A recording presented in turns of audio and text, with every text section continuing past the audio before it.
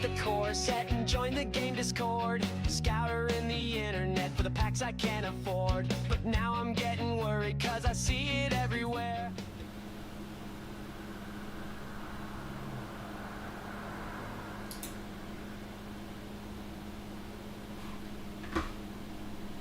Ooh.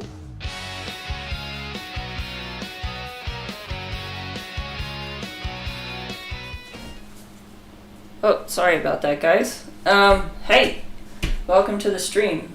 Before we actually start getting into the deck and the gameplay and all that, I actually wanted to talk about a couple of new cards from Echo that were revealed. I guess I should introduce myself for anybody who finds this video who doesn't know. I'm Wasteland Sniper.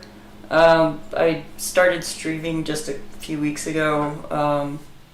Basically, I'm just streaming standard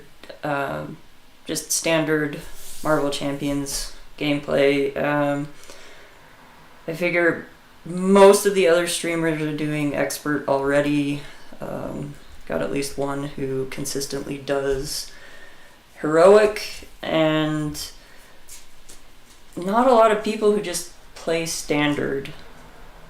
So for the newer people, I figure it's something, they might want to see how standard plays compared to expert, because expert can be kind of daunting. And then also at the same time, I think, I like to play decks that aren't necessarily super powerful. They're kind of janky. Sometimes I don't really know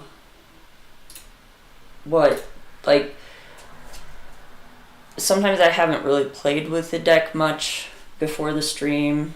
And some streams it'll be, I haven't played with the deck at all, and it's basically just hey, we're just gonna see if this works. And I found that trying to do that in expert doesn't always give me an idea of what I'm trying to do with the deck, because sometimes even if you put the deck together, even if you're the one who put the deck together and you know what cards are in it, you'll find interactions as you're playing that you didn't plan for, and expert doesn't really give you the time to feel those out. And so with standard it's nice because then you can start feeling that out. You have a little bit more time to see that sort of thing just kind of evolve as the game goes on. And so that's why a few reasons why I'm sticking with standard.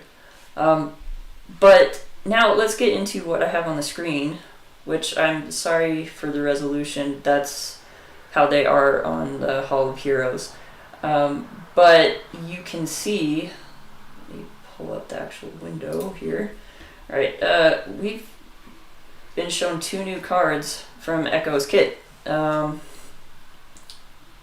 upgrades, as I knew they pretty much would have to be.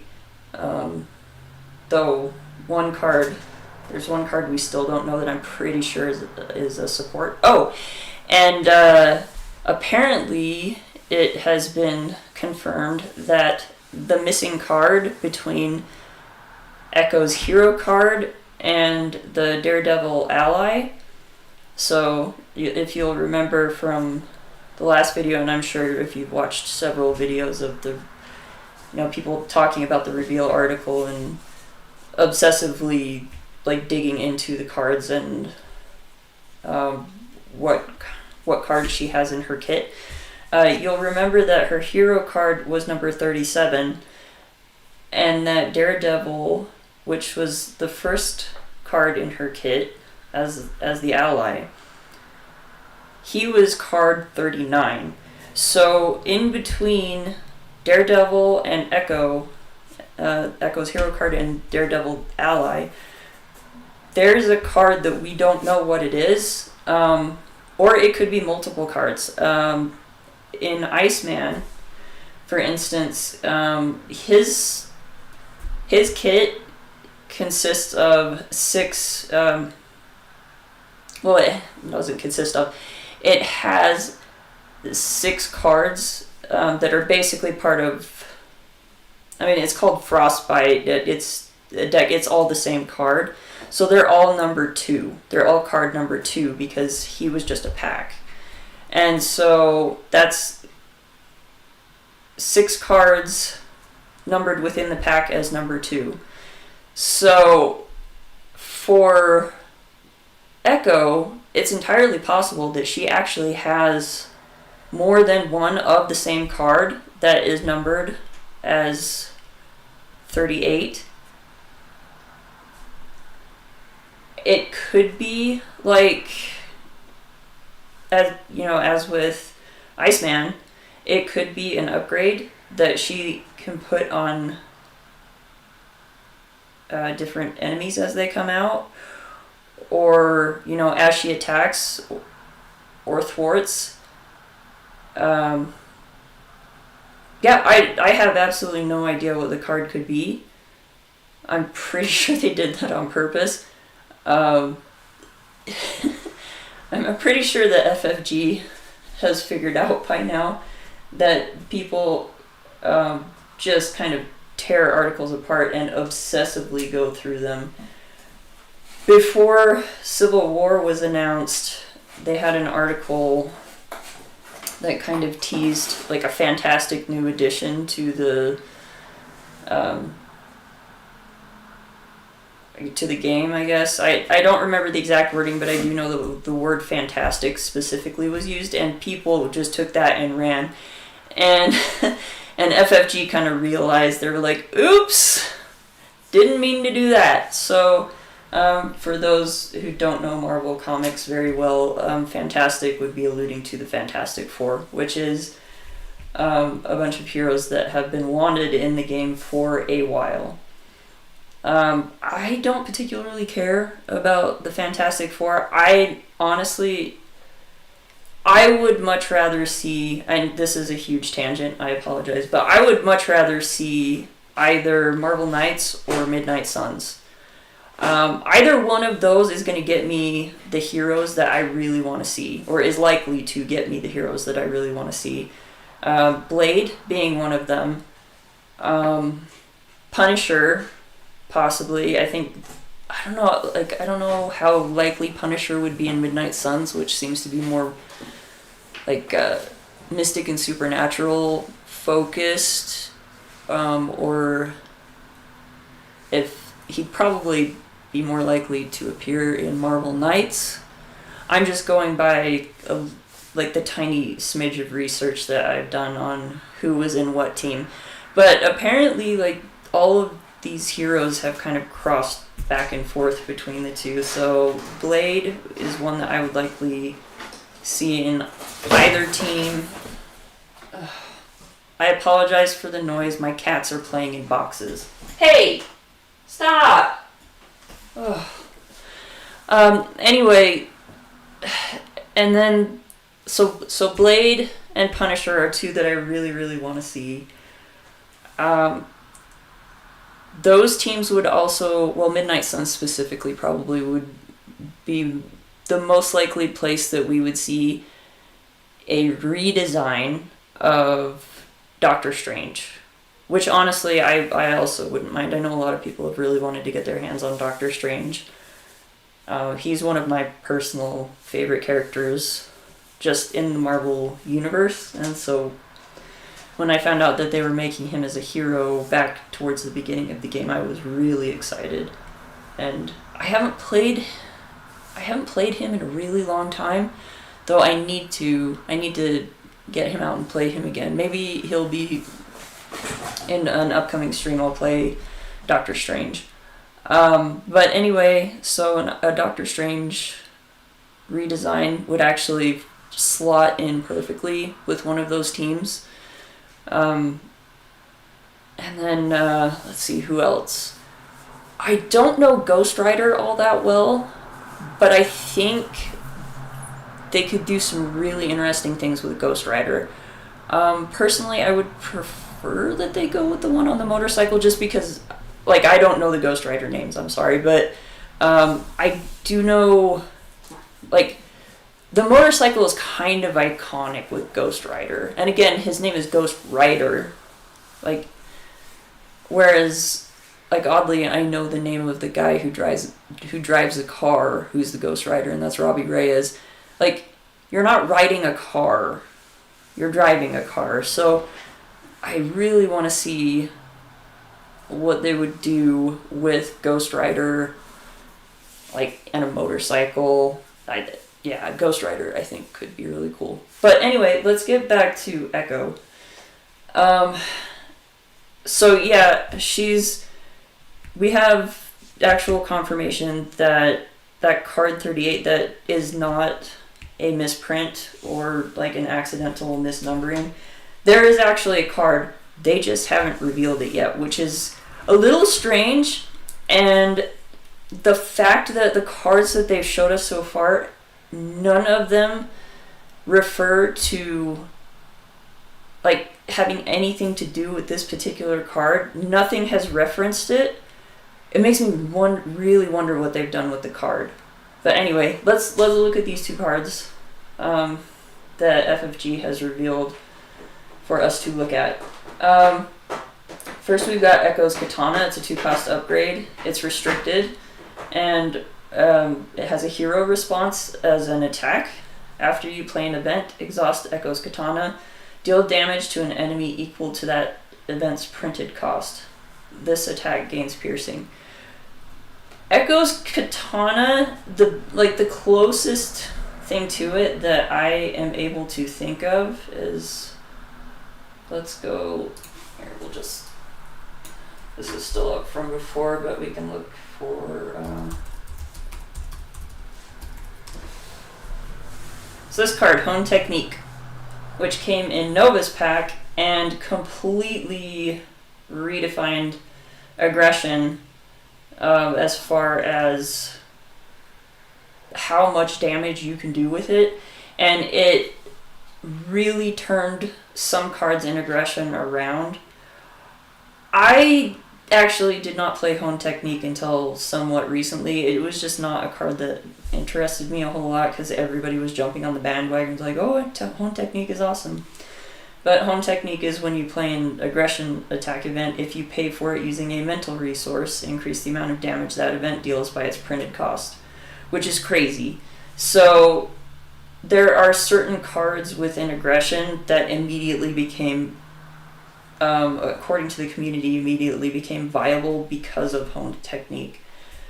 Where previously the cost didn't line up with the cost curve of what you were spending to pay the card versus how much damage you were doing. I don't remember exactly what the breakdown is, but I know as far as damage goes, if you're paying, if you're paying 2 and you're getting 4 damage, that's not that great. If you're paying 2, you're getting 5 damage, that's better. If you're paying 2 and getting 6 damage, that's really good. And obviously, the less you pay, the more damage you get, the better it is. So, Hone Technique basically took some of the aggression events, from some of the early aggression events that people didn't really use much anymore, and made them viable because, it was like a 3-cost card. Let's see, which one was that? I forget the name of it. Uppercut. That's it, Uppercut. Which I believe is a 3-cost card, and you're doing 5 damage, which is not good. That's not a good trade-off. So, anyway, then it became 3 for 8 damage, and suddenly it's a much better card if you're playing it with Hone Technique. So, anyway, Echo's Katana definitely has this Hone Technique vibe going. I don't know if it's necessarily better or not, because Hone Technique, as you can see here, it doesn't exhaust. If you have the resources to continue playing high cost aggression cards using mental resources, at least one mental resource when you're paying for it, Hone Technique is going to keep firing every time you play a card. Whereas Echo's Katana, you have to exhaust Echo's katana, and then you deal damage to an enemy equal to that event's printed cost. What I will say about this is that it is not locked to a specific aspect. It's not locked to her cards. So literally any event that you play that does damage, this is going to buff that card, which is awesome. Even if it only does it for the one card. And it also gives it piercing, which is... It's so frustrating to be playing a game, and you just need... Like, you can take down the villain, you have the damage in hand, except for the fact that the villain has tough and you have no way to get rid of the tough. And you... Like, it's going to eat your entire... If you try to attack him, it's just going to eat your entire... Like, all that damage is just going to be eaten by the tough. So, the fact that the attack gains piercing is really nice. Then we have this other card, another 2-cost upgrade, Muscle Memory. A hero action, exhaust this card, add an event tucked under Echo to your hand. Villain Theory actually did kind of a video talking about these two cards and mentioned, like, with Muscle Memory. So if you tuck 0-cost cards under Echo, and then you go to play them with her photographic reflexes, it ends up being a waste because photographic reflexes give you a -2 to the cost of the card that you're playing. Well, it's a 0-cost card. There's not really... You're not saving anything with that. And so this gives you a nice way to be able to, like, grab a 0-cost card and hold it under your hero until you need it later, and then use Muscle Memory to bring it back to your hand so that you can use that photographic reflexes for a different card that actually costs at least 2. So I thought that was a pretty good point that Villain Theory made. But anyway, yeah, so both of these cards seem really cool. And this means that there are still 2 cards we don't know. One that I'm pretty sure has to be a support, and then another upgrade. And technically, we don't know what the second... we don't know that the one event card has a copy, but I'm almost 100% sure that that is actually... Like, that is actually a 2 of, so I'm not really counting that one as one that we don't know. But anyway, yeah, so these are the new cards that we know about for Echo. I'm really actually looking forward to Echo. I don't care about her really as a character, but mechanically speaking, she seems like she's a lot of fun, and I'm actually really looking forward to seeing how she works and actually, like, figuring out how she works. Alright, so let's talk about what I am playing today. I saw in a deck somewhere, somebody was using card Full Body Charge. And Full Body Charge is a 4-cost aggression event. It's an attack. Deal 8 damage to an enemy. If your hero's remaining hit points are less than half of your hero's starting hit points, this attack gains overkill. So this is one of those really kind of niche cards that I found that I really enjoy. I find these more interesting than cards that you can just put in any deck, or that just work with any hero. Because this is not a card that you put with any hero. There aren't... I would say that there are not many heroes that actually work really well with this kind of a restriction going on with the card, where, I mean, like, you can get... It's 4 for 8 damage, so, I mean, it's, like, right on the cost curve, I think. But, like, if you can hit the essentially the kicker, where your hero's remaining hit points are less than half of your hero's starting hit points, this attack gains overkill.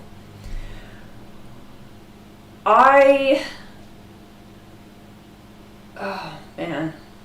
I think I... There it is. Okay, so I had made a list of heroes with, as Andre on the Crash Face says, don't die buttons. So heroes with don't die buttons. Those are cards that basically, when you would be defeated, like somewhere on the card it says when you would be defeated or something to that effect, it basically prevents you from being defeated. You either discard the card or it leaves play completely. But it ultimately it keeps you from being defeated. Captain America has that with his helmet, Captain America's helmet. Drax has that with his card Too Stubborn to Die. Phoenix has that with Rise from the Ashes. Wolverine has I Got Better. Deadpool has Regenerate and Degenerate. It's not a card, it's his actual ability on his hero side of his card. And then Wonder Man has What Are You? Those are actual like don't die buttons where they take damage and then the card either completely leaves the game or it ends up getting discarded. There are heroes that kind of have like pseudo don't die buttons. The ones that came to mind were Hawkeye with his Mockingbird ally and Star-Lord with Bad Boy. And then, so initially, like when I was looking at using full body charge, I really was thinking of going with one of the heroes that have a don't die button. Because if you want to keep the hero's health at less than half of what they start with, you need something that can deal with a lot of surprise damage coming at you, and so obviously one of the best places to go for that would be a don't die button. But as I was looking through the list of heroes on Marvel CDB to pick a hero to start building the deck, I saw Groot and I immediately had an idea. So here is my idea with Groot. Groot, if you've never played him before, Groot has this kind of interesting... I can't move this out of the way. Alright. So Groot has this kind of interesting thing where he gets growth counters. He can only have up to 10 growth counters on him at any given time. On his hero side, he's got Flora Colossus, which is a forced interrupt, and when Groot would take any amount of damage, remove that many growth counters from him. For each growth counter removed this way, prevent one of that damage. So essentially, Groot has 10 hit points, and then he can gain 10 growth counters. He's essentially, once you get up to 10 growth counters, he's essentially got double health. So my thought with Groot was to actually let him get hit a couple of times at the beginning of the game so that he's at anywhere from 2 to 4 hit points, preferably 3 or 4 at the lowest, but I have played him at 2 hit points. And then just make sure that he has a whole bunch of growth counters on him that can soak a lot of damage when he's being attacked. So let's look at the kind of the construction of this deck as I put it together. So I've got 3 copies of Full Body Charge. It is a 4-cost card. It's expensive. I'm amazed at how many times I've been able to play this, actually, and how helpful it's been, because if at the beginning of the game you're just taking... So normally what you would do with Groot at the beginning of the game is you're going to take 2 growth counters on him immediately. I don't do that. Unless I have a card that I'll talk about, or one of the cards that I'll talk about coming up in the deck. I'm not putting growth counters on Groot because I don't want the damage to be soaked by the growth counters. I want him taking damage so that he's under 5. because once he is, for the rest of the game, these consistently have overkill, which is actually really helpful against Drang, because he has quite a few minions in his in this scenario. The scenario itself is actually called Brotherhood of Badoon. Drang is just the villain. So anyway, these become very consistent throughout pretty much the rest of the game. They will always have overkill whenever they come up. Now another card that you can actually use with this is Now I'm Mad. It's a 1-cost upgrade, and while your hero's remaining hit points are less than half of your hero's starting hit points, your hero gets +1 attack and -1 thwart, which might be a problem if I were worried about dealing with the thwart. For this particular scenario, I'm not, because of the Milano. If you look, we'll flip this over really quick. The first player action for Terrestrial Invasion is exhaust the Milano and remove 3 threat from this scheme.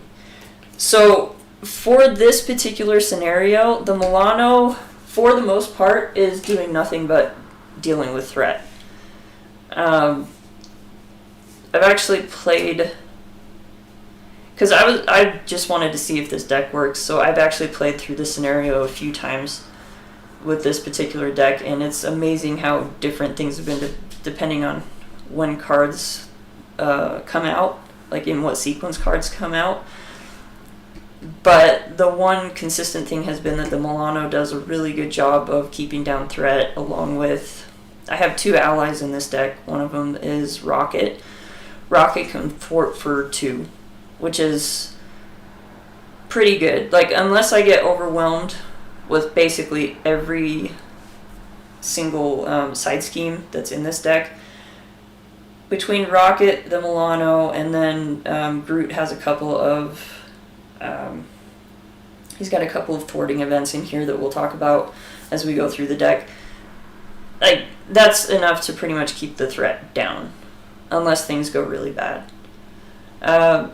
So Now I'm Mad, essentially it gives from almost the beginning of the game. Like, as soon as I get it out, he's going to have a +1 to his attack, and his attack is already 2. So he ends up becoming a 3 basic attack. Now, as far as the growth counters, you might be wondering, okay, well, how are you replacing all these growth counters that you're using? And there's a few different ways. So the biggest ways are going to be his 2 cards Fruition, 0-cost events. Place 2 growth counters on Groot to a maximum of 10. So these 2 Fruition cards are really important for that. He's got this support, Fertile Ground, where when you're an alter ego, you exhaust Fertile Ground, place 1 growth counter on Groot to a maximum of 10, and draw a card. So this also gives you card draw. When you do flip down to his alter ego side, as an action, you can just place 2 growth counters on Groot once per round. So there is that. And then if you've got Rocket out, Flora and Fauna is a really great card. It's a team-up card with Groot and Rocket. And as a hero action, you can place 2 growth counters on Groot and then ready him, which is also great. And then you've got these 3 copies of this attack event, Root Stomp, which is a hero action, deal 5 damage to an enemy, and if it defeats that enemy, place 1 growth counter on Groot to a maximum of 10. So there's actually quite a few ways to get to keep his counters up.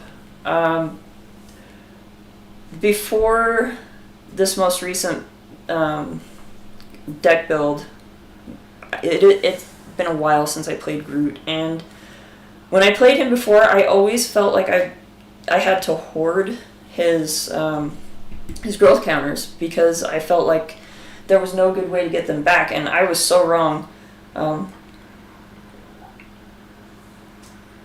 It's actually not that difficult to get back his growth counters. I found that the times that I had difficulty getting them back, it's because I had really bad card draw, and I was just getting very unlucky with card draw.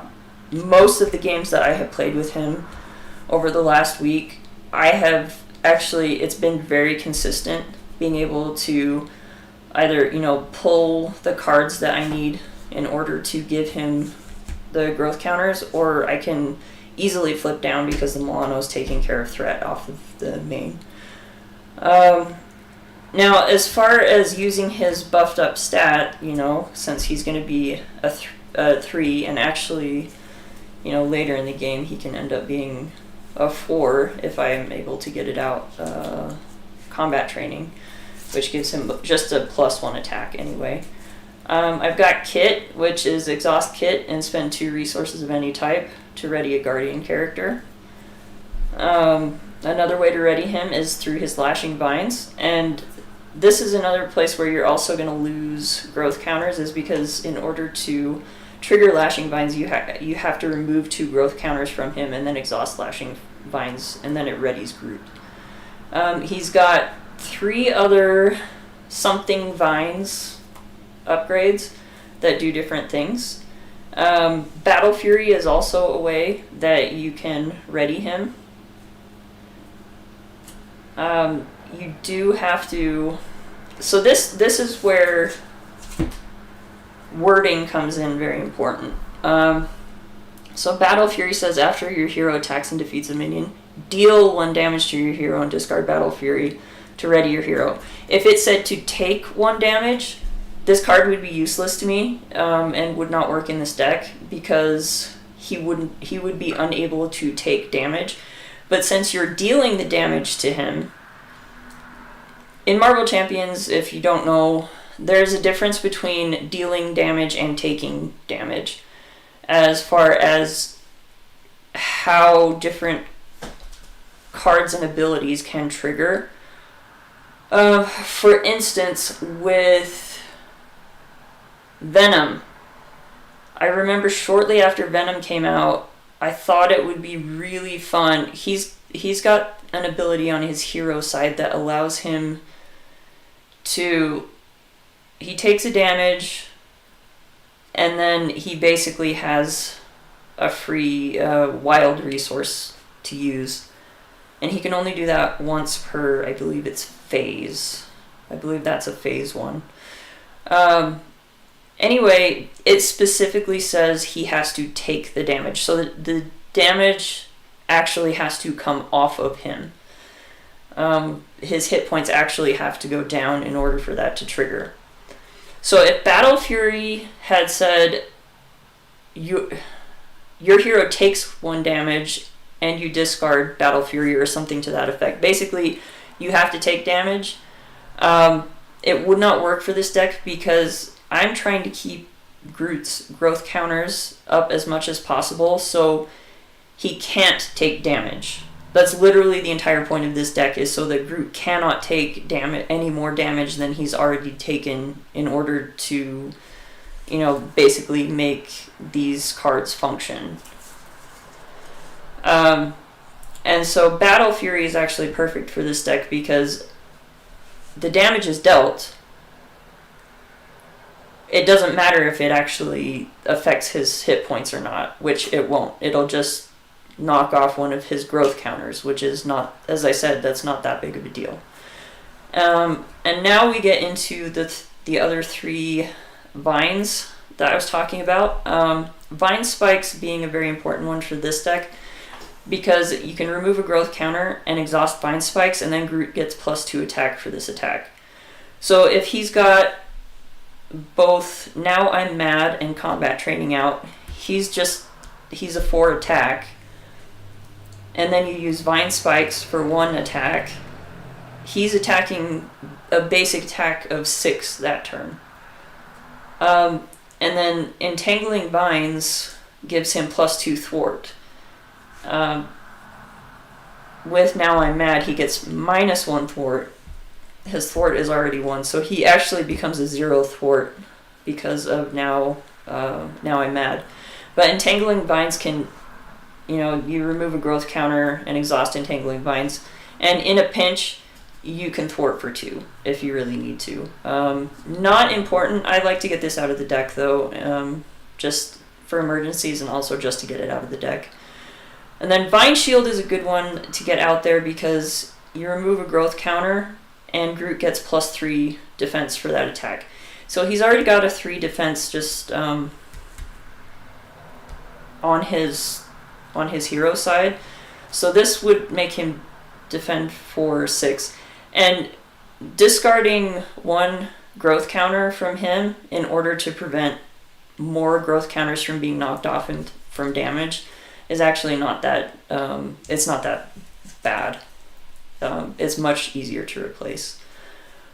And then since there are quite a few minions in this particular scenario, I did put in a couple of cards that will kind of help massaging where some of the damage goes for other cards that don't have the overkill that Full Body Charge has. That card is marked. You basically attach it to a minion and that gains overkill. Notably, it's a tactic. This is important. Suppressing Fire is another one where if I need emergency healing, like I really don't like being down at 2 hit points, even if I've got 10 growth counters. So Suppressing Fire, if I can get it on a minion when I'm at 2 hit points and I can get rid of the minion, if I can take out the minion, then with Suppressing Fire, I'll be back at 4 hit points, which gives me just a little bit more of a cushion that I feel better about. This is also a tactic, and the fact that these 2 are tactics is important because I'm using air cover as a support to go grab them if I need them. Air cover, it has 2 fuel counters, so once its uses are up, it goes to discard. But it's a response after a minion enters play. Exhaust this card, remove 1 fuel counter from it, search your deck and discard pile for a tactic upgrade that can be attached to that minion and add it to your hand. So this basically kind of gives me an easy way to go find what I need at any given time, when a minion is comes into play. It's been pretty useful in the few games that I've played with it. I haven't used it every time, but in the times that I have used it, it's been very helpful. Now we're getting into kind of the cards that it's like they help the deck do its job better than if they weren't in the deck, essentially. So Hall of Heroes, again, since there are quite a few minions in the deck, Hall of Heroes is a good one to slot in there because I'm going to be taking out minions. And this will give me card draw, especially since I'm going to be jumping back down to Alter Ego throughout the game. So Hall of Heroes is just kind of like a natural inclusion. I am Groot, in all caps, is an attack. It's basically his big attack. And this is deal damage to an enemy equal to the number of growth counters on Groot. This is great towards the late game when you've got 8, 9, 10 growth counters on Groot. You can almost one-shot Drang with just one of those, which is great. I Am Groot is his thwarting event. And this is remove threat from a scheme equal to the number of growth counters on Groot. So it's this card, but for thwarting.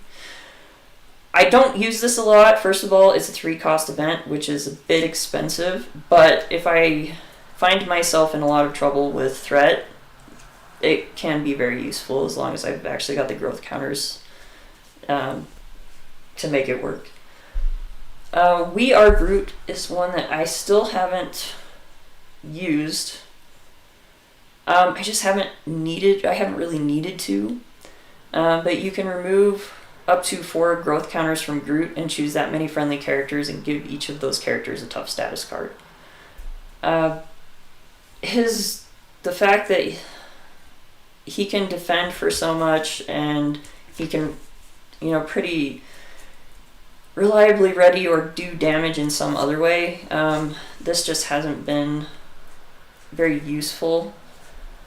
But it definitely could be. There are definitely cases where I could see that it could be useful. And then we're getting into, I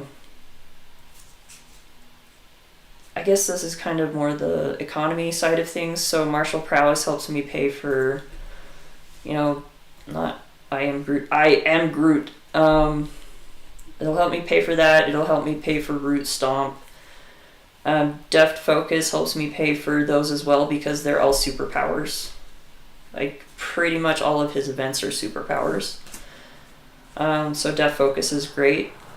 Yarn Bjorn is nice because after your hero attacks an enemy, whether it's a basic attack or it's an event, you can just spend a physical resource and deal 2 damage to an enemy. This can go off multiple times in a turn because it doesn't exhaust, so that helps. Combat training, again, I mentioned this before, it just gives him +1. And my 2 allies that I have are Rocket and Bug. Bug is good for this deck because after your hero makes a basic attack, you get to heal the damage from Bug. So Bug is one that you can keep around long term, and he can provide a panic block if you really need it. Plus, he can just do ping damage. He's the one that you can go to take off the toughs if you really need to. I don't think tough is that big of an issue with this particular scenario, though. But, or he can ping threat off if you really need him to. Rocket, if you find yourself in a bind with a bunch of minions in front of you and you can't take care of all of them yourself, Rocket is really nice because he gets a +3 to attack if he's attacking minions, and then that attack gains overkill.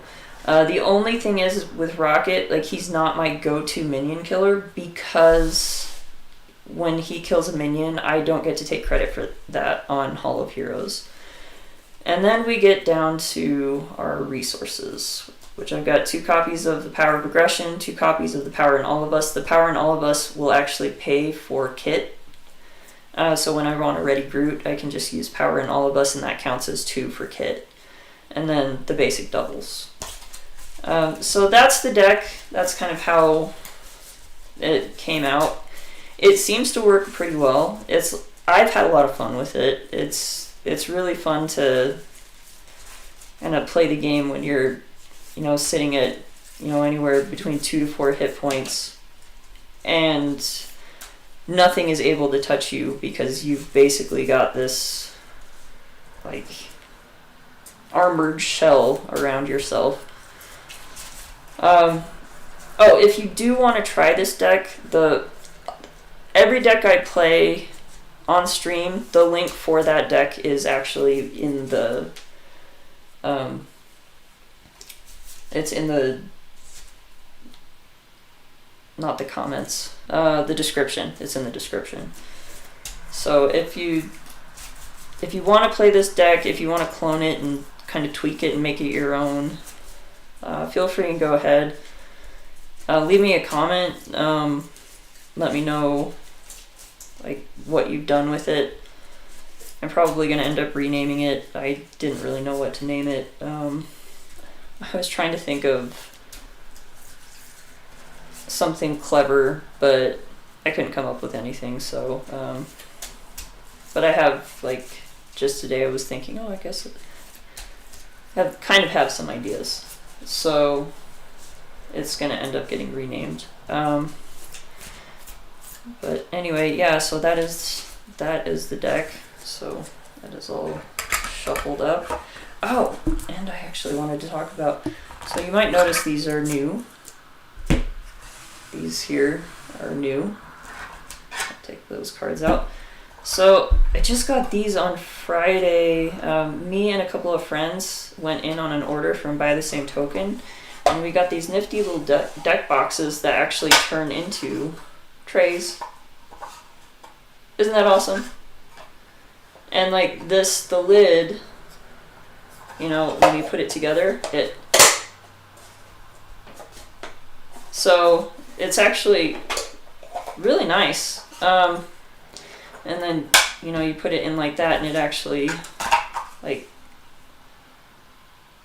kind of holds your deck up so that it's easy to grab from. And then, you know, you can just put cards for the discard in the back. I've been wanting one of these types of trays for a while. I was actually going to order one from Etsy, but they're the ones that are fixed, so not portable at all. But like, these are portable.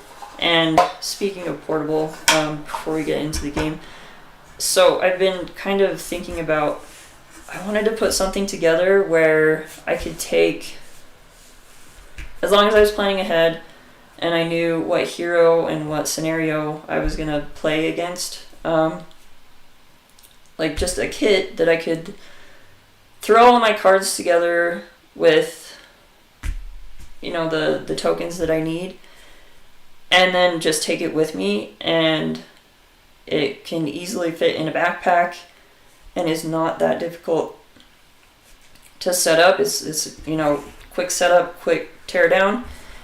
And what I came up with was using these boxes. So I put like the villain in one box, my hero deck in another box, and then these aren't mine. These are actually one of my other friends that I haven't been able to get to them, but these are also from Buy the Same Token. Sorry, I can't take them out of the plastic because, again, they're not mine. So I'm not going to open his stuff. But he bought these cool little token holders. They work for Buy the Same Token tokens, but you just kind of put them in. I'm planning on getting some of these, but look at how small they are. Like, and these hold a lot of tokens. Like, so here's a token. Like, these really hold a lot of tokens for the size that they are, and they actually will fit. So not so great in the plastic, but if it was out of the plastic, this would literally slide just kind of right into here. So you can see, even in the plastic, it fits in there. So if you take it out of the plastic bag, it will, it'll just slide right in there. So you could put this in literally any standard size deck box. Like, I've got this Ultra Pro, and this is holding all of my tokens that I got in the core box. Because this is what I use to kind of carry, like, those are the tokens I use for my, like, when I'm moving around, so I'll just empty that out. But, I mean, you can fit this, like, look, you can fit this right in there. And, you know, you might not be able to fit a whole deck in there, but you can still fit some stuff in there. So these things are awesome. Like, and they actually make other ones where it's like a side-by-side version, but it's actually like one piece. And then they've got, you know, you can buy these tops that go on, or they sit on top of each other and they're magnetic, so super nice. But like I said, these ones are not mine, these are my friends. I'm actually waiting to get these for when, so right now they just have the generic tops, which are still pretty nice. You know, they say the logo for Buy the Same Token on the front, but I really want to get ones that have like a marble logo, so that's kind of what I'm waiting for. But as far as portability goes, this is what I discovered that's actually pretty nice. So if your decks are in the boxes, they'll actually fit. This is actually like a toiletries kit or makeup bag holder. Like, literally it came with these two pieces. Like, this is the smaller bag and this is the larger one. The smaller one came inside the larger one. The smaller one will actually fit these two side by side. It is kind of a tight fit.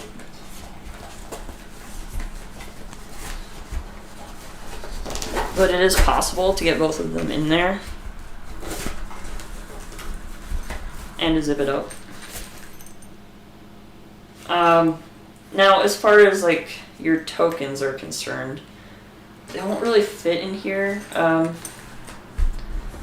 So that's the only problem with this smaller one, with these particular, this size of box. And this is the medium box, by the way. This is the medium size box. They have 3 sizes. But this is the larger bag, and this is the one that I found works best for my purposes. So I just put these in sideways like this. And then, you know, with my tokens. And again, like if I had one of these, I could buy the same tokens in here, and then I mean it's perfect, and it's got a little more room for, you know, if you decide have another hero, you know, somebody else is playing with you. So anyway, yeah, so portability, it's like this has been really nice. But these, like, I would recommend these. I think they were like $11 each. They are coming from the UK, so they're a little more expensive with shipping, and then I think there's a duty that you have to pay on top of that. But if you put in a fairly big order, it ends up being, the shipping is free, and the duty is actually not that much. I think when our order came in, it was like the entire order together was like, it was pretty significant. It was, what was it? It was like, I think just over $300, and the total duty for that was $11, so it wasn't that bad. But anyway, yeah, let's actually get on with the game. I guess I'll get this all shuffled up and ready to go.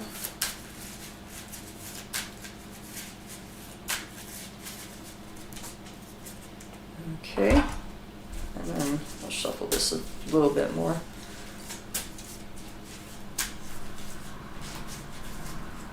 And yes, I got the nice, you know, before they stopped making them, Gamegenic sleeves for Groot. Alright, so let's see what we draw. I get a power in all of us, and now I'm mad. Oh, that'll be nice to get down. A full body charge. That's not going to be useful. That's not going to be useful. Air cover, I could get that down. I don't like to see fruition in the opening hand, because now I feel like I have to hold on to it until my hit points are down, because this gives me an automatic, like, that's 2 growth counters that I get immediately. I'm gonna drop these 2 for sure. Kind of want to keep air cover, but it's not strictly necessary, so I'm not going to. I am going to keep Now I'm Mad. I think I'll keep Fruition. I mean, the power in all of us. I'll keep the power in all of us. I probably shouldn't. There's not a whole lot of targets for it, but we'll see what we get. So we need 3 more. We have Bug, Fertile Ground, that's nice to see, and Entangling Vines. Okay, so this is the thwarting one. Not that important. Fertile Ground we definitely want to get down. I would like to get Bug down, but I don't see that happening. Oh, and I guess we should probably flip this over. So the setup is to put the Badoon environment and the Milano support into play. So we have the Badoon ship here, and we've got Milano there. So this flips up, and it starts with 2 on it. So I think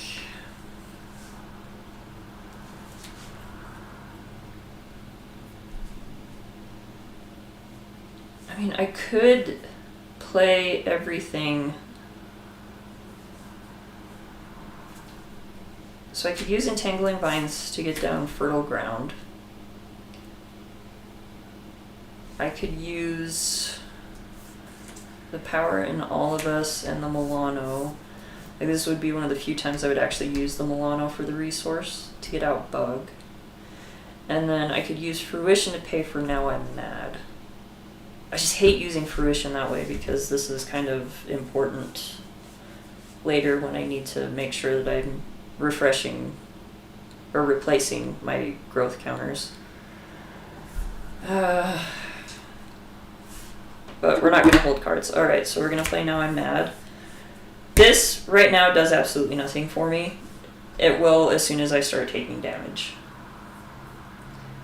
I will use the Milano and the Power in All of Us to get Bug out. We'll put Bug here. And then I will use Entangling Vines to get out Fertile Ground. I mean, I guess if I was smart, I would have done that a different way. And I would have played Fertile Ground first, and then exhausted Fertile Ground. So this would give me a counter. Oh, and you gotta check out these. So these are also from Buy the Same Token, and they're specifically for Groot. They're his growth counters. So that's one growth counter. Look, his tiny little baby Groot. And then 2 growth counters is little juvenile Groot. And then 5 is like teenage Groot. And then 10 is like big, full-on adult Groot. They're so cute. I love them. So that'll put 1 growth counter on him and draw me a card, which is Power of Aggression, which I would have used to pay for Bug, which means the Milano. I didn't need to use the Milano for that. And then the Power in All of Us, I also wouldn't have had to use that. So I'm going to say that I did it that way because I already had Fertile Ground in hand. It's not like I drew it off of something else. So then this would get discarded. Okay, so Bug is still out. So Groot's going to flip up. Bug is going to attack Drang for 1. So he's down to 12. Then I'll have Groot. Whoops. I keep forgetting I have my little tokens here. So he's exhausted. Groot's going to exhaust, and he's going to attack Drang. Again, Now I'm Mad is not going to do anything just yet. So he's going to attack him for 2 and put him down to... Oh, whoops, that should be 10. Okay. So this isn't going to start being useful until my hit points are at least 4 or less. And then since I attacked Bug, who would have taken a consequential damage, heals 1. Then we'll use the Milano. We're going to take the 2 off of the main. That would pull 3, but there was only 2 there, so that's all that I have to deal with. That's what I got. I shouldn't hold on to the Power in All of Us, but I guarantee that if I get rid of it, I'm gonna pull Kit.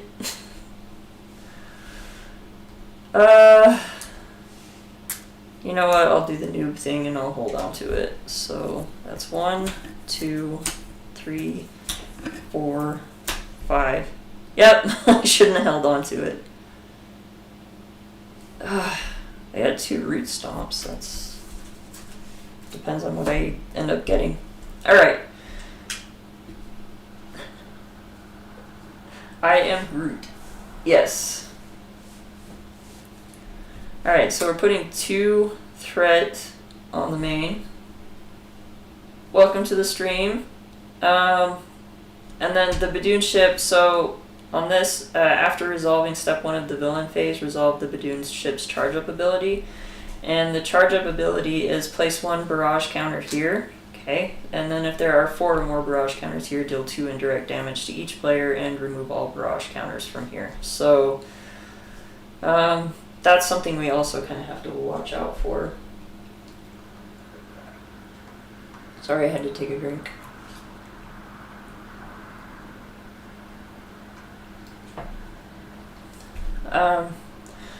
Okay, so now Drang is going to attack, and we're just going to let it hit. He's attacking for 2, just 2. So that's going to take off 1 there, and only 1 hit point from Groot, which is not great. I need that to go down much faster. Alright, and now we're caught off guard. Of course we are. So in this case I'm going to lose I Am Mad, because Fertile Ground is a better card. Or, now I'm mad. Because Fertile Ground is a better card for me. I hate Caught Off Guard. This card hits me almost every time I play. It's my nemesis card. Okay, so with what I have in hand, I'm going to use the power of aggression to get out Martial Prowess. And then I'm going to use Martial Prowess and a Root Stomp to pay a Root Stomp, or to play a Root Stomp. So that's 5 damage to an enemy.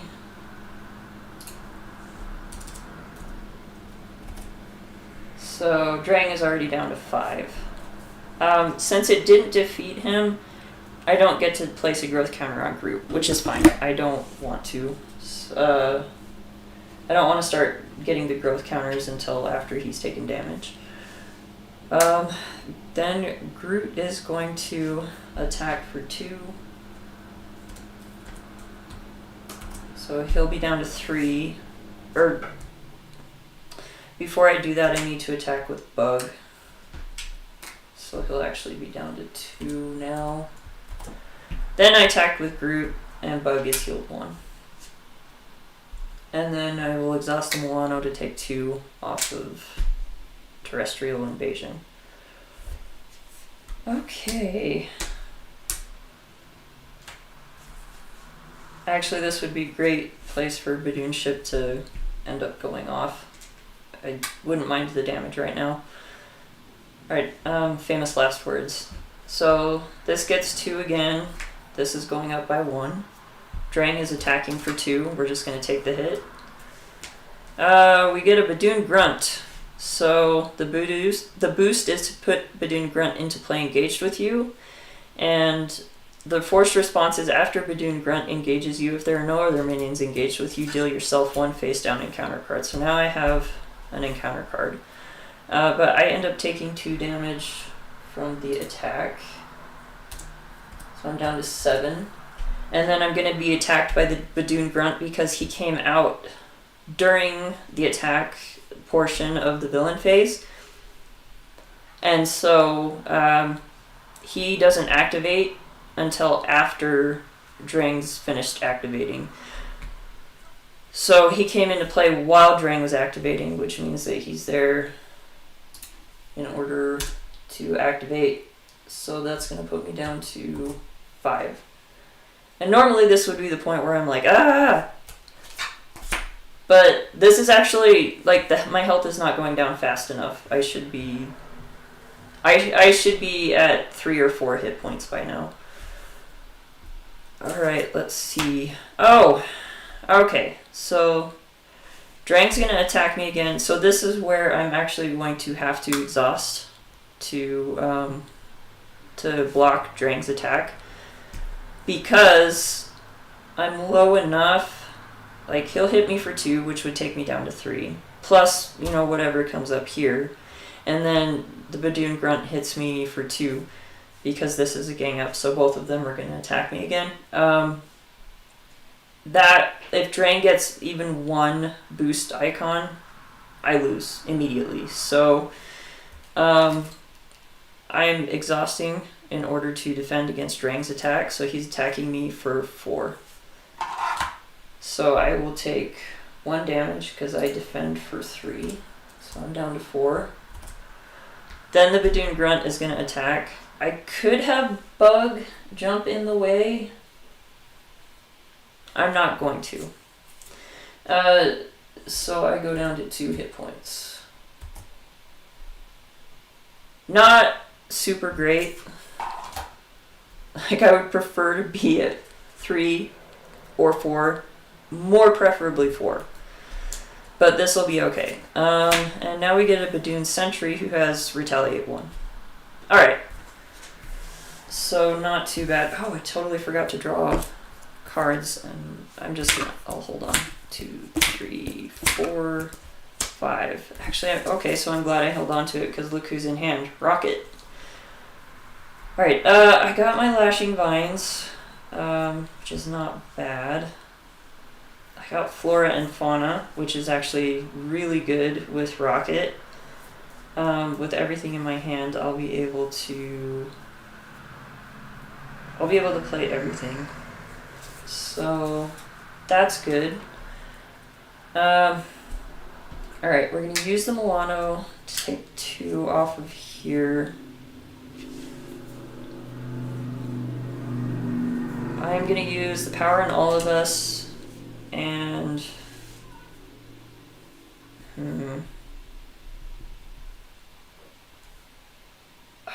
it'd be kind of nice to put Suppressing Fire on something, but no, I'm going to use both of those to get out Rocket.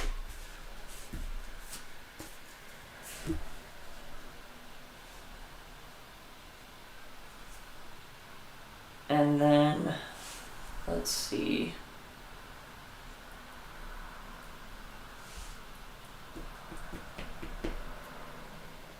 I do want to flip down. Flora and Fauna, unfortunately, is a hero action, so I won't be able to do that until next turn. I do want to get rid of this Badoon Grunt, which I could do with Rocket. And then, let's see, he would be attacking the Badoon Grunt for 4 because he gets +3 when he attacks a minion. And then that gains Overkill. So the 2 would roll over onto Drang, and that would immediately flip Drang. Which I don't think is necessarily a bad thing. Really, the only thing is that Drang gets his spear when he flips to the second side, and it gives him a +1 to attack, and then his attacks, it ends up being, so it's 3 on his second side, and then 4 with the spear, which isn't actually too bad. And especially since I'm jumping down, and, well, he schemes for 2, but that's not bad, especially if I get rid of this Badoon Grunt. So I'm going to have Rocket attack the Badoon Grunt. That'll take him out, and 2 are going to roll over onto Drang. So Drang immediately, he goes down to 0, and then he's at 14 hit points. So let's go find his spear, because he gets that right now. There it is. Alright. The Badoon Sentry is not too bad. He's just a 1 scheme, 1 attack, and he's got Retaliate 1. So if I can get a Root Stomp, that would take him out and would give me a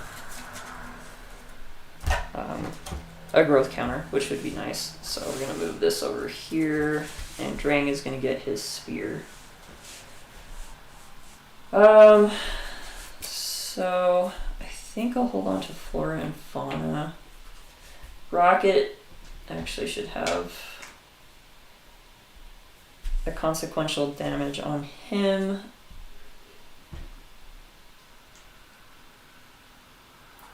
So Drang's spear doesn't give him Retaliate. He has no Retaliate at all. So I'm going to have Bug attack him for 1.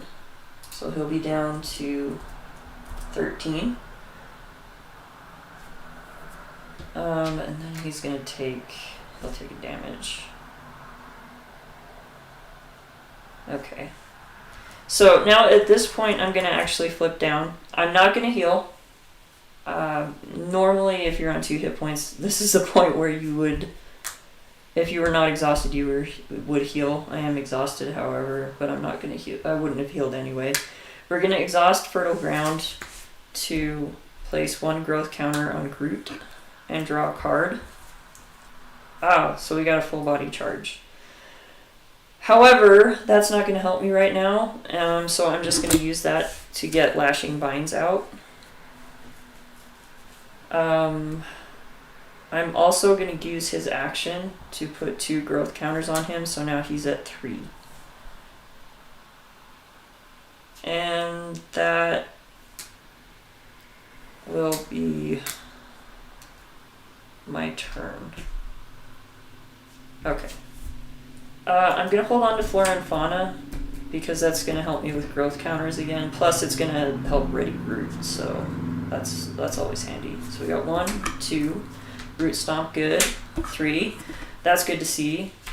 4, 5, oh nice. 6. Okay, I can work with this.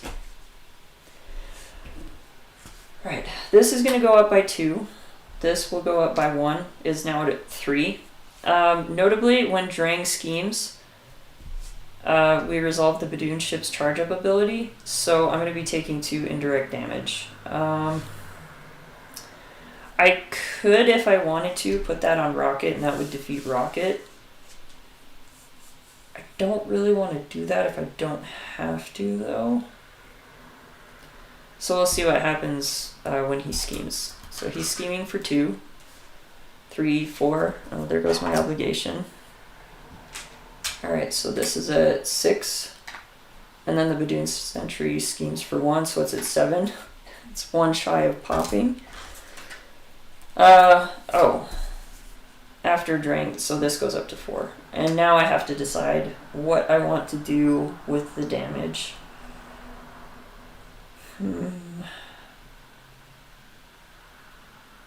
Man, I probably shouldn't have attacked with Bug. I'll put 1 on Rocket, and then I'm going to take 1 on Groot, which will just ping off one of his growth counters. Alright, and counter card, Oppressive Armada, so this is going to have 4 on it. Exhaust the Milano, remove 3 threat from this scheme.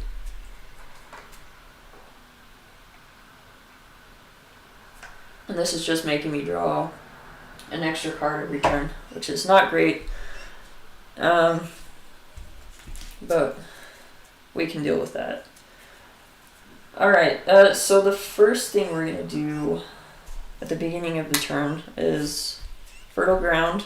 So we're going to get another one of those, and we get to draw a card. Deft Focus. Okay.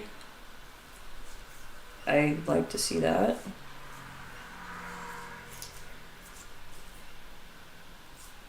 Alright, we're going to use his ability, so that's going to put 2 on there, which gives us 5.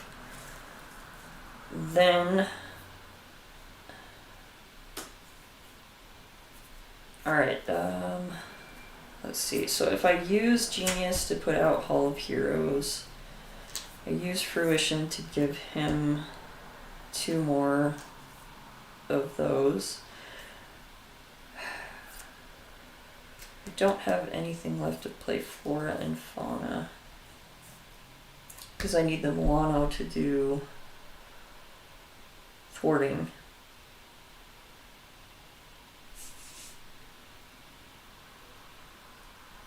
Because I could use Yarnbjorn to get out Deft Focus, and then with Deft Focus and Martial Prowess I can play Root Stomp, which would take out the Badoon Sentry. It would put a counter on Hall of Heroes, and it would also put a growth counter on Groot, which would put him at 8 growth counters, which is not bad. But then I would still have Flora and Fauna sitting in hand. And I'd have to keep Rocket around for 1 more turn.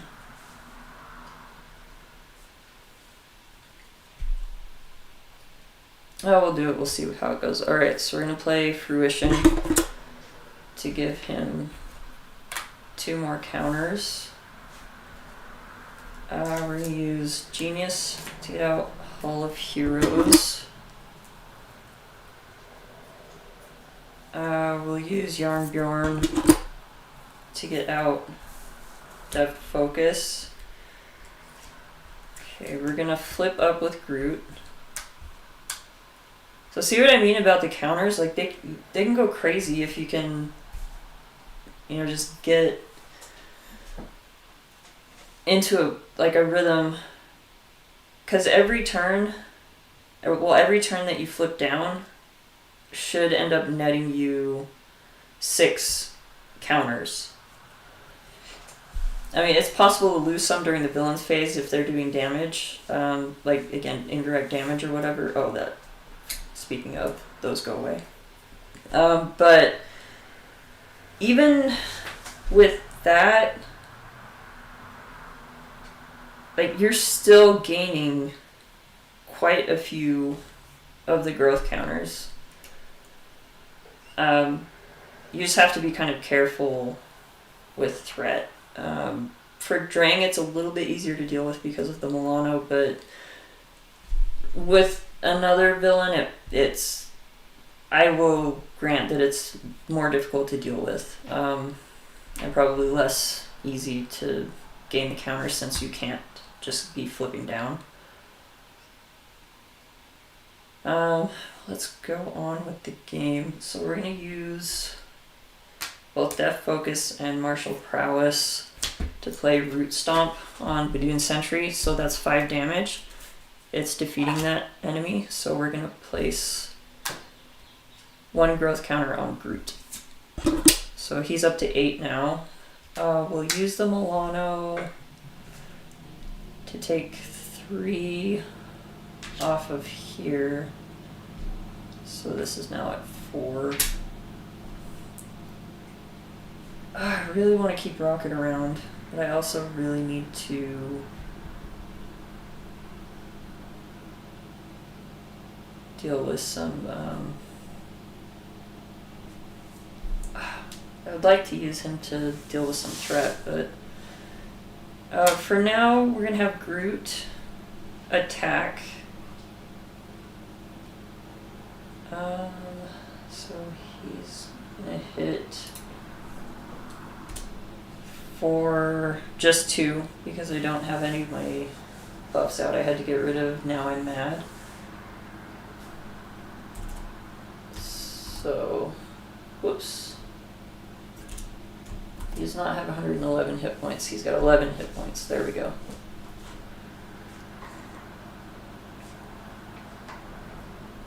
That will heal Bug for 1. I'm just going to let Bug hang out this turn. Because him doing a damage or taking off a threat I don't think is going to be that helpful. This is going to go up to 6. But unless I hit in advance, I think I'll be okay. Which is actually entirely possible, but that's okay. We'll just roll with it and see what happens. Okay. So I'm going to hold on to Flora and Fauna.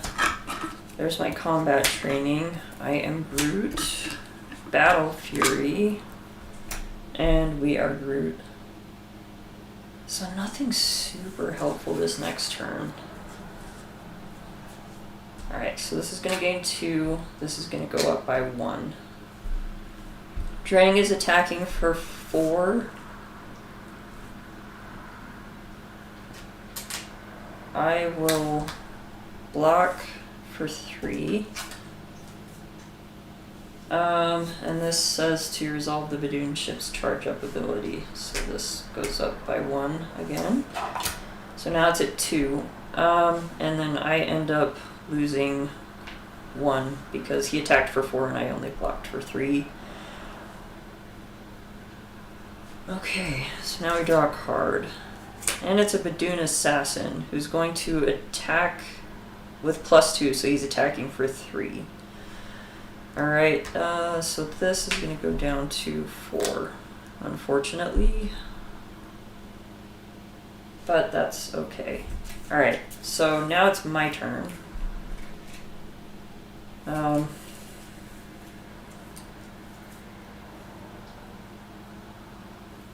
Okay. Well, I'm gonna use... I could take 4 off of here, and that would get rid of Oppressive Armada. But that would cost me 3 to do. That's like basically my hand, which kind of sucks. Well, not really, though, because it's a superpower, so I can use Deft Focus, so it would cost me 2. So these plus Deft Focus, and I wouldn't be able to get out combat training. Ah!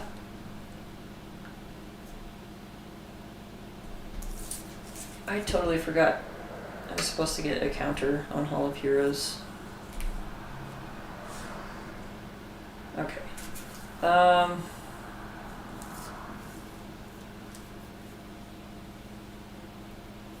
yeah, I can easily take out that Badoon Assassin. Alright, so Bug is going to take a threat off of the main scheme. So he'll take a damage from that. I'm gonna use the Milano to take 3 off, so this is down to 2.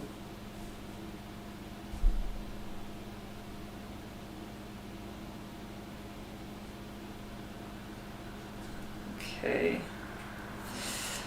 I'll use combat training to play Flora and Fauna. So this is gonna place 2 growth counters on Groot. So this will go back up to 6 from 4. And then ready, I get to ready Groot. Okay.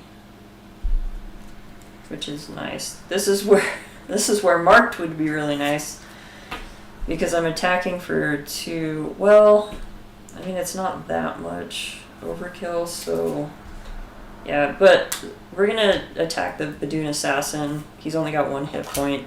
I'm attacking for 2, so he's gone.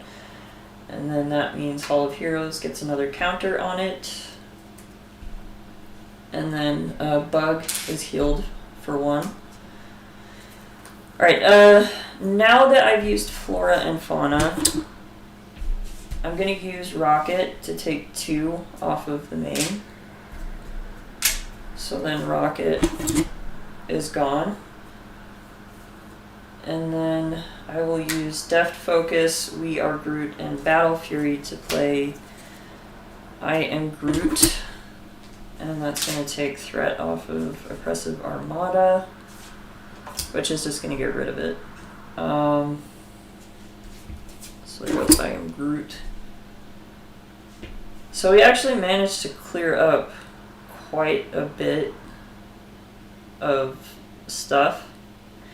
And I can actually flip down, which I'm going to do. So this also gives me access to more card draw, which is another reason to do this. So this is going to give me 2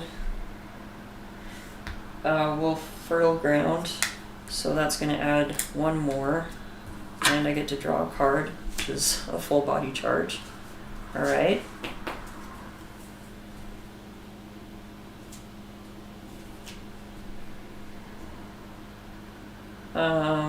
Let's see, how many cards do I have left? 1, 2, 3, 4, 5, 6, 7, 8, 9, 10. I've got 10 cards left in the deck.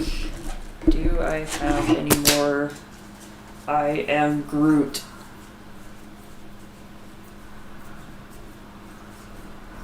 Let's see. Here's my Root Stomps. I have 1 more I Am Groot in the deck. So, I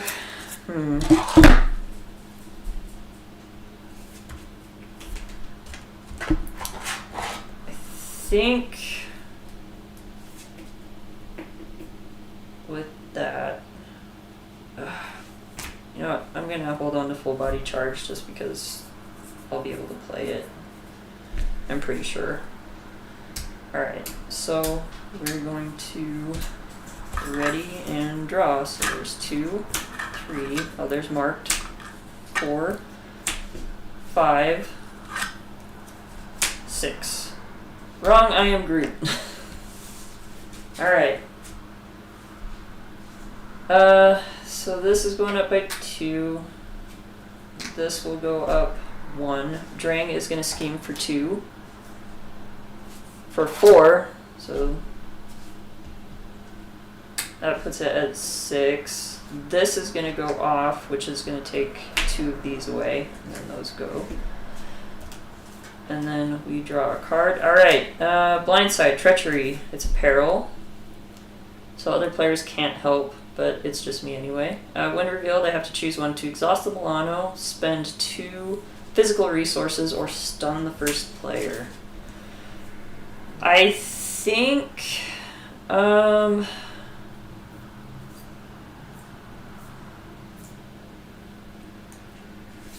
think I'm just going to exhaust the Milano. I would have liked to use it on that, but he's only got 11 hit points left. Full body charge is going to do 8 damage to him, so he'll only have 3 left. I should be able to take him out, so this isn't that big of an issue. Alright, so we gain 2 just using his action. So now he's up at 9 counters. Again, we'll use Fertile Ground to put another one on, so he's now at the full 10, and I get to draw a card. Vine Spikes, perfect. Alright, this I can definitely use. So Groot is going to flip over. I can't use marked on anything anyway, so I'm going to use that to get out Vine Spikes. Actually, no I'm not. I'm not going to use marked to do that. I'm going to actually use Deft Focus because Vine Spikes is a superpower.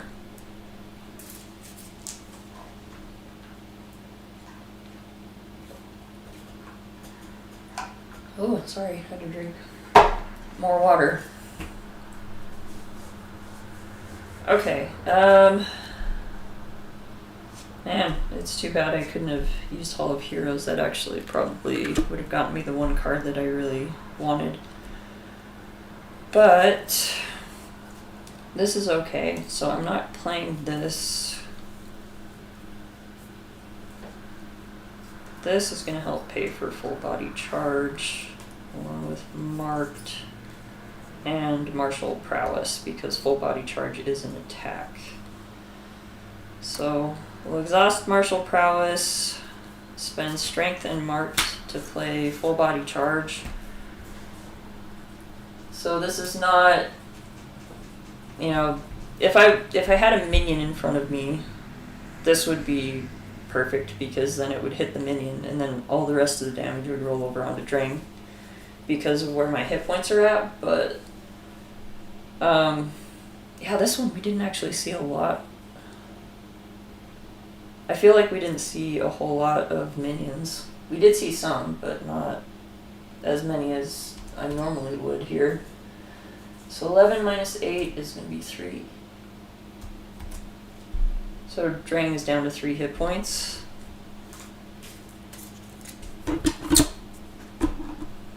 I still haven't gotten rid of his spear. I don't think I've ever actually gotten rid of his spear playing with this particular deck. I just don't really need to.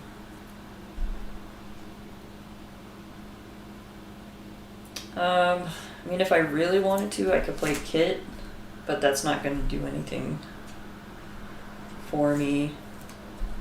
Bug can attack. That'll knock him down to 2.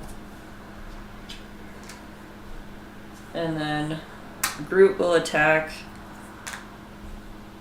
I'll spend one of his growth counters for Vine Spikes. So now he's attacking for +2, so he's attacking for 4. So then Groot, or Drang is at -2. Oh, Bug would have had consequential damage, but then with Groot basic attacking, that would heal Bug. And that's it, like that. I feel like you guys didn't get to really see exactly what the deck can really do. I've had times where I've been able to get kind of fully built out, where Kit was really going, along with his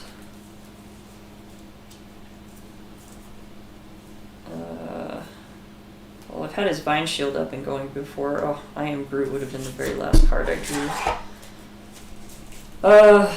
Where is it? His other vines, the ones that ready him. No, those are the thwarting ones. Oh no, I had the ready ones. They're right there. So I could actually spend 2, ready Groot, and he could attack again for 2, so so then Drang would actually be at -4.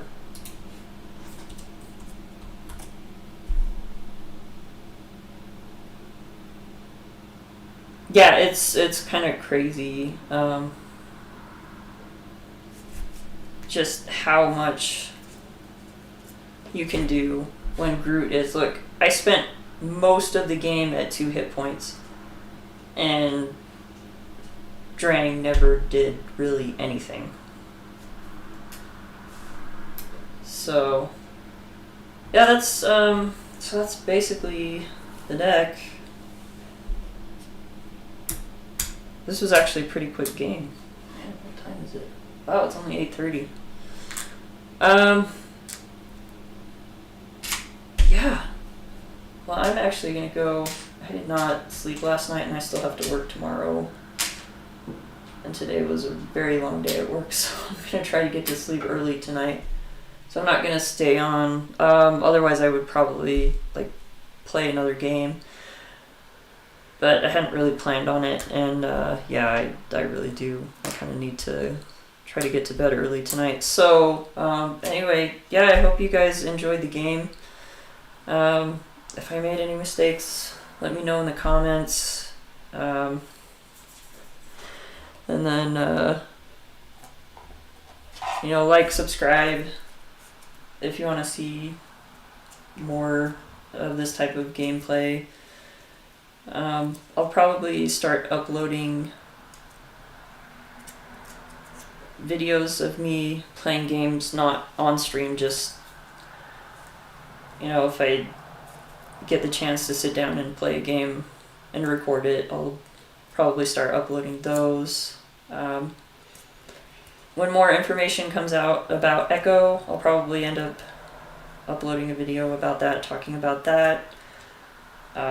Definitely when we get the article for Daredevil, I'll do a video for that, because it's Daredevil. And we've been wanting him in this game for almost since the beginning of the game. I kind of want to go through all of the different cards in the game that actually have Daredevil on them, just to see, because it's been kind of a running joke among the community that we get Daredevil on cards, we have a Daredevil ally, but we don't ever seem to have a Daredevil hero. He just keeps popping up on different cards that we get, but we never get the Daredevil hero, and now we finally are, so that's kind of exciting. So we definitely have to talk about the Daredevil article when it comes out. But yeah, I hope you guys